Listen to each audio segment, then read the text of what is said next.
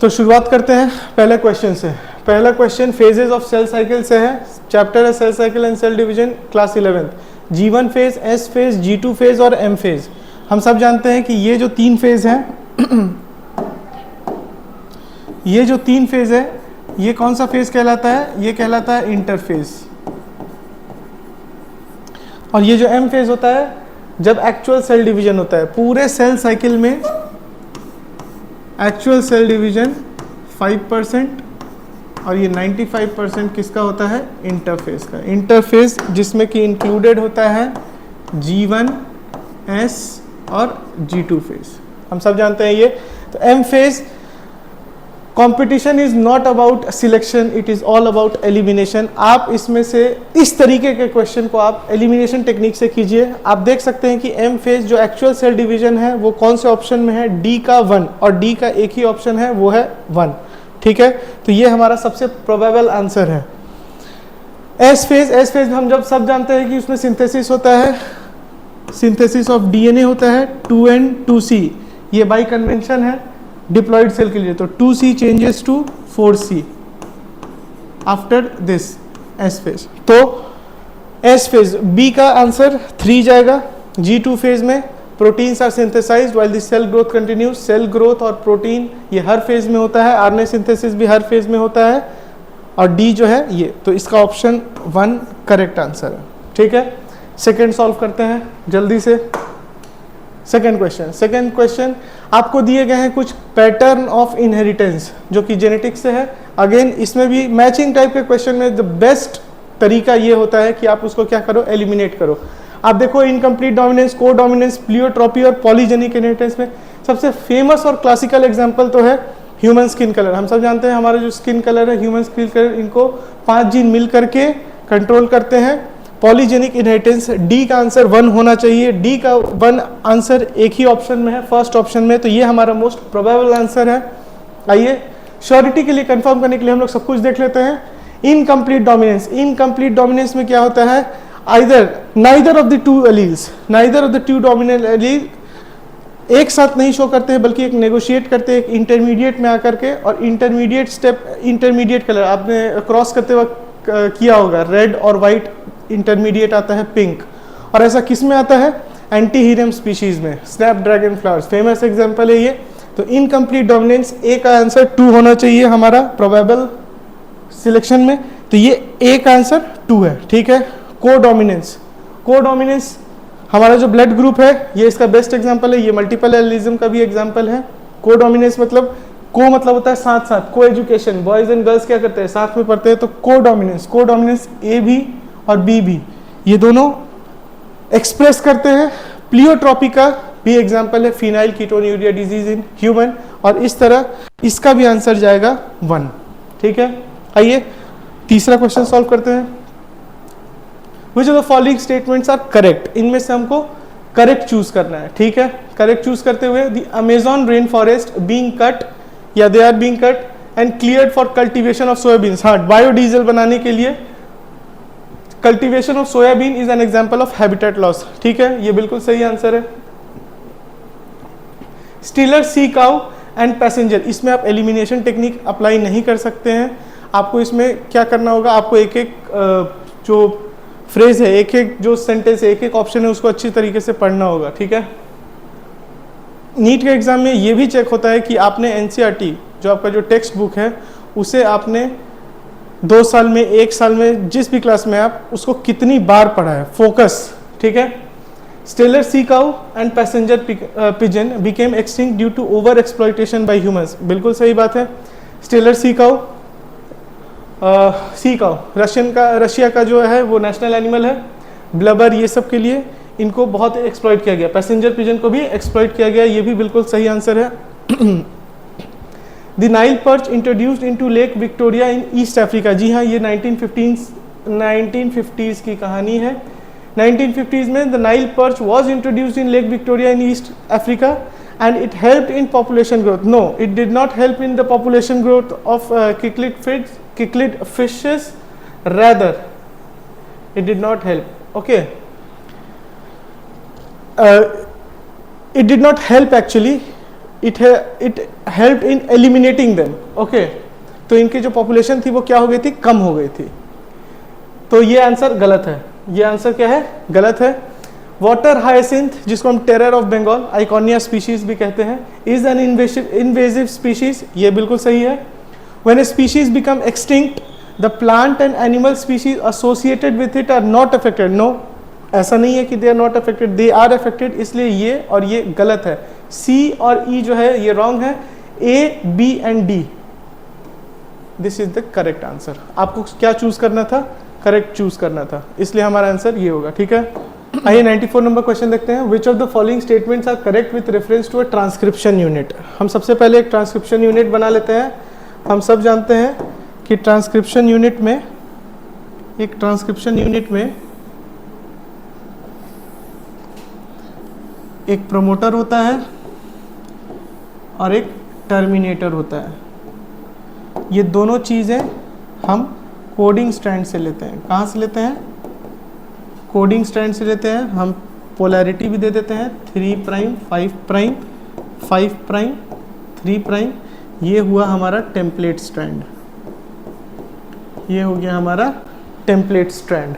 ठीक है, तो a transcription unit in DNA is defined primarily by 3 region: promoter, structural gene and terminator। ये हो गया हमारा promoter, ये हो गया हमारा terminator और ये बीच वाला हो गया हमारा structural gene। ये बिल्कुल सही है। The promoter is said to be located towards the 5 prime end of the structural gene। The promoter is said to be located towards the 5 prime end of the structural gene। Coding strand reference माना जाता है। The promoter is a DNA sequence that provides binding site for the RNA polymerase। जी हाँ, RNA polymerase यहाँ आकर के bind करता है और यहाँ से ट्रांसक्रिप्शन की शुरुआत होती है। ठीक है, ये भी बिल्कुल सही है। The promoter defines the template and coding strand. Obviously the promoter defines the template and the coding strands. Okay, अगर आप प्रोमोटर और टर्मिनेटर का जगह बदलते हैं तो इनका भी पोलैरिटी, इनका भी नेमिंग बदल जाता है। बिल्कुल सही है। The terminator is located towards the 3 prime end of the coding strand. Coding strand से 3 prime and and is defined and it defines the end of the process of transcription। यहां आप देखिए कि हमारा सारा ही ऑप्शन करेक्ट है, A B C D E, और इसलिए इसका आंसर जाएगा सेकंड। ठीक है, 95 नंबर क्वेश्चन देखते हैं।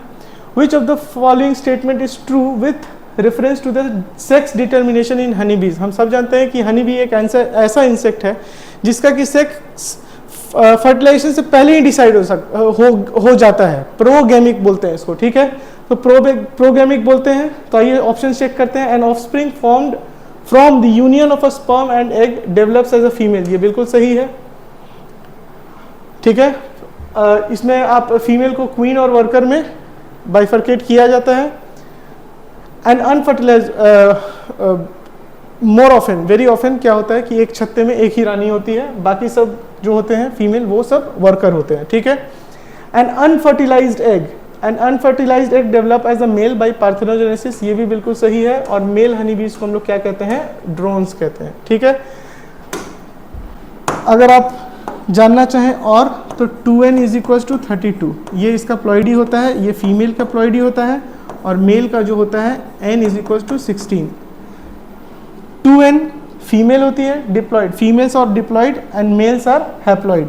तो अगर इनको गैमेट बनाना होगा तो ये कैसे बनाएंगे, माइटोसिस के द्वारा। और अगर इनको गैमेट बनाना होगा तो ये कैसे बनाएंगे, मियोसिस के द्वारा। ठीक है, मियोसिस के द्वारा 16। ठीक है,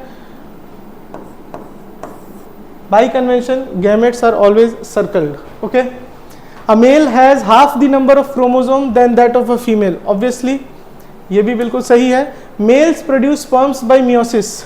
Males are producing sperms by meiosis। No, this statement is wrong।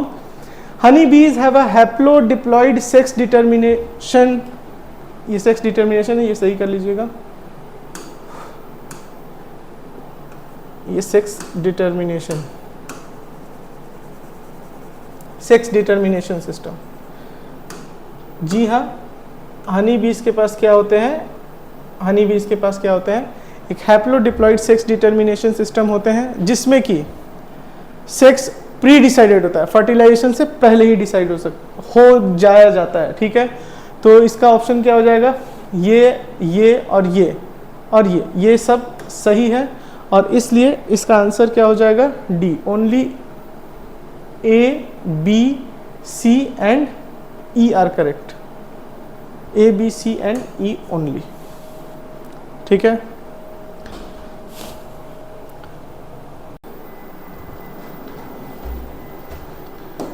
आइए नेक्स्ट क्वेश्चन देखते हैं। 96 number, glycolysis, ETS, accumulation of protons और क्रेब्स साइकिल, ये स्टेप्स ऑफ रेस्पिरेशन है। हम जब सब जानते हैं ये स्टेप्स ऑफ रेस्पिरेशन है, जहां ग्लाइकोलाइसिस को हम ईएमपी पाथवे भी कहते हैं, और इसका जो मोस्ट प्रोबेबल साइट होता है वो सेल का साइटोप्लाज्म होता है। तो आप इसमें से एलिमिनेट कर सकते हैं क्या, ग्लाइकोलाइसिस, साइटोप्लाज्म। ए का 3 आपको किस में दिख रहा है, ये वाला। ठीक है, तो ये हमारा मोस्ट प्रोबेबल आंसर है। फिर देखते हैं हम ईटीएस। ईटीएस हम सब जानते हैं, electron transport system. Oxidative phosphorylation में ये इनर मेम्ब्रेन में होता है, ये हमारा आउटर मेम्ब्रेन है, ये हमारा मैट्रिक्स है।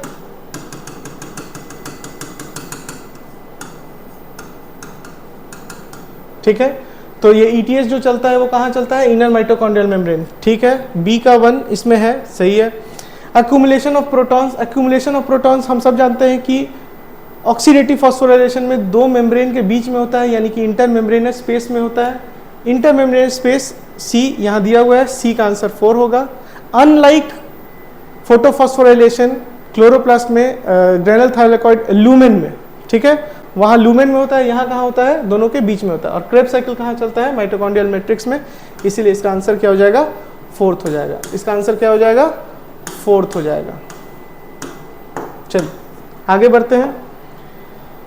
97, how many ATP and NADPH molecules are required to make 1 molecule of glucose. 1 molecule of glucose का मतलब हो गया C6H12O6, मतलब आपको 6 कार्बन चाहिए। तो 6 कार्बन चाहिए, तो हम basic steps of Calvin cycle लिखते हैं। जैसे कि सबसे पहला जो होता है वो क्या होता है, कार्बोक्सिलेशन। कार्बोक्सिलेशन, एटमॉस्फेरिक CO2 आता है, ये जग जाहिर रिएक्शन है कि CO2 पानी में सबसे ज़्यादा डिसॉल्व होता है, ठीक है, वाटर वेपर के साथ। कहने का मतलब है कि CO2 का कार्बोक्सिलेशन के बाद जो स्टेप चलता है वो क्या होता है, CO2 कार्बोक्सिलेशन के बाद जो स्टेप चलता है वो होता है रिडक्शन। वो क्या होता है, रिडक्शन। और इसी में एनर्जी लगता है NADPH। तो 2 NADPH लगता है इसमें, और इसीलिए ये क्या चेंज होता है, NADP प्लस H+। और यहाँ ATP भी लगता है, 2 ATP लगता है। ये NCERT का डायरेक्ट क्वेश्चन है, टेबल बना करके भी दिया हुआ है। 2 ATP लगता है, और चेंज किस में होता है, two ADP plus inorganic phosphate में। ठीक है, जो हमारा 3rd स्टेप है वो क्या होता है, रीजेनरेशन। क्या होता है, रीजेनरेशन, जिसमें भी आपका ATP रिक्वायर्ड होता है। एक ATP लगता है, एक ATP ADP plus inorganic phosphate में बनता है। तो आप देखिए कि पर CO2 मॉलिक्यूल आपका कितना लग रहा है, 2 NADPH। तो 6 कार्बन के लिए कितना लगेगा, 6 × 2 12 आप एलिमिनेट कर सकते हैं। ठीक है, पर CO2 मॉलिक्यूल आपका कितना लग रहा है, 2 ATP एंड +1 3 ATP लग रहा है। और तो 3 पर CO2 के लिए, 1 कार्बन के लिए, तो 6 कार्बन के लिए कितना हो गया, 6 × 3 18। इस क्वेश्चन का आंसर होगा फर्स्ट। नेक्स्ट क्वेश्चन मैचिंग है। Genetically modified organism, GMOs, tailor made plants, animals, सब यही है। Thermostable DNA polymerase, TI plasmid, PBr 322। इनमें से सबसे फेमस हम सब जानते हैं TI plasmid, tumour inducing plasmid. किसमें होता है, नेचुरल जेनेटिक इंजीनियर, जो कि क्या है, एग्रोबैक्टीरियम ट्यूमिफेशियंस। ठीक है, तो C का 1 आप एलिमिनेट कर लो। देखो C का 1 ये ऑप्शन दिख रहा है हमारा, ये मोस्ट प्रोबेबल ऑप्शन है। इसके बाद जो सबसे फेमस चीज है वो थर्मोस्टेबल DNA पॉलीमरेज है, जो हाई टेम्परेचर पे भी डीनेचर नहीं करता है। और इसका सोर्स क्या होता है, थर्मस एक्वेटिकस। इसी को टैग पॉलीमरेज बोलते हैं, T और AQ, टैग पॉलीमरेज। तो आप देखो B का आंसर 3 इसमें है, हाँ B का आंसर भी इसमें 3 है। ठीक है, जेनेटिकली मॉडिफाइड ऑर्गेनिज्म जो सबसे फेमस है, BT कॉटन, हाँ, ए का 2 और PBr 322 ट्रांसफॉर्मेशन एक्सपेरिमेंट में यूज होता है, एस्केरिचिया कोलाई जिसमें कि यूज होता है। 98 का आंसर 1 हो जाएगा। 99 in which of the following the ovules are not enclosed by an ovary wall and remains exposed. देखिए ओव्यूल्स और ओवरी वॉल ये तो हम हायर प्लांट्स की ही बात करेंगे, तो इसमें से जितने भी लोअर प्लांट्स है इसको छाट दिया जाएगा। फ्यूनेरिया एक मॉस है जिसको कि हम एलिमिनेट कर सकते हैं। सेलेजिनेला दो बीइंग अ टेरिडोफाइट, ये एक टेरिडोफाइटा है। टेरिडोफाइट्स होते हैं प्रीकर्सर्स ऑफ सीडिंग हैबिट के, सीड हैबिट के, लेकिन इसमें हम ओव्यूल्स की बात नहीं करेंगे, ठीक है। फ्यूनेरिया ये मॉस है और मॉस में हम आर्किगोनिया स्पीशीज, आर्किगोनियम ये सब बात करते हैं। पाइनस जिम्नोस्पर्म है, जिम्नोस्पर्म और वुल्फिया जो है वो एंजियोस्पर्म है। हम जानते हैं कि एंजियोस्पर्म्स क्या होते हैं, जिनमें ये जो ओव्यूल होता है, सॉरी ये जो ओवरी होता है ये फ्रूट में बदलता है, फ्रूट में कन्वर्ट होता है, और इसमें होते हैं ये ओव्यूल्स। एंजियो का मीनिंग ही क्या होता है, एंजियो का मीनिंग ही क्या होता है, एंजियो का मीनिंग होता है वेसल। तो आप देखिए वेसल में इनक्लोज्ड है, दे आर नॉट एक्सपोज्ड। लेकिन पाइनस में क्या होता है, द ओवरी वॉल क्या होते हैं, एक्सपोज्ड होते हैं, और इसीलिए इसका करेक्ट आंसर क्या जाएगा, पाइनस, जो कि एक जिम्नोस्पर्म है। जिम्नोस का मतलब ही क्या होता है, नेकेड। जिम्नोस का मीनिंग क्या होता है, नेकेड। हायर प्लांट्स है ये दोनों। Next question, enzyme required for carboxylation in Calvin cycle. अभी देखिए कार्बोक्सिलेशन के लिए कौन सा एंजाइम यूज होता है, सब जानते हैं रुबिस्को। रुबिस्को के पास दोनों एक्टिविटी है, कार्बोक्सिलेज भी है और ऑक्सीजनेज भी है, और ये क्या है, मोस्ट अबंडेंट एंजाइम इन बायोस्फीयर है, ठीक है। चलिए